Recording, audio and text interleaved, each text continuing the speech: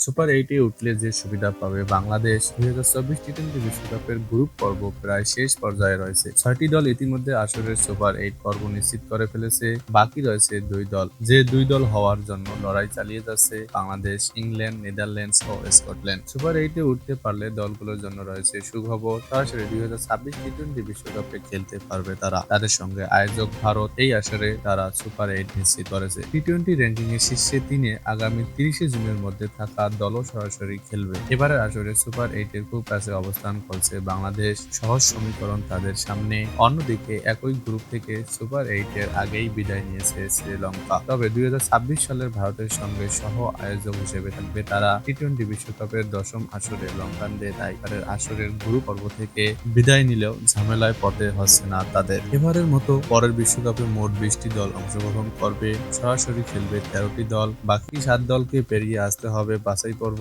Europe থেকে ২টি, পূর্ব Asia থেকে ১টি এবং এশিয়া ও আফ্রিকার বাছাই পর্ব থেকে ২টি দল মূল আসরে খেলবে। এবারে আসরের গ্রুপ পর্ব থেকে বাদ পড়া পাকিস্তান, নিউজিল্যান্ডকেও বাছাই পর্ব পেরিয়ে বিশ্বকাপের মূল পর্বে খেলতে হবে। তবে আগামী ৩০শে জুনের মধ্যে র্যাঙ্কিং এর শীর্ষে ৩-এ থাকলে কপাল খুলবে তাদের।